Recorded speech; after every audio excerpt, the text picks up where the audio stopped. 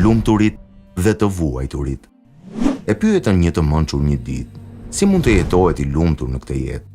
Ai u përgjigj, do ua tregoj konkretisht këtë. Mandej i ftoi të gjithë në një gostinë në shtëpinë e tij.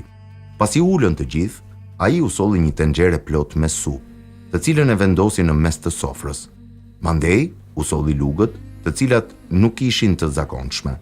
Pasi ishin shumë të gjata, gati 1 metër secila, ai u bëri me shenjë që të fillojnë, edhe të gjithë morën lugët edhe ja nisën, por asnjëri nuk mundej ta çojë lugën deri tek goja. Supa u derdhej mbi sofër edhe mbi rroba. Pas përpjekjesh të mëdha për të ngrënë, miqtë u ngritën të uritur nga sofra. Burri i mençur u tha: "Uluni sërish edhe me lugën tuaj, mundohuni të ushqeni personin që keni përballë." Dhe ai vet ofroi shembullin e vet, duke i dhënë me lugën e tij personit që kishte zënë vend në krahun tjetër. Me të ngrënë ai e mbushi lugën e vet dhe ja zgjati njeriu të mençur. Kështu bën të gjithë derisa u ngopën.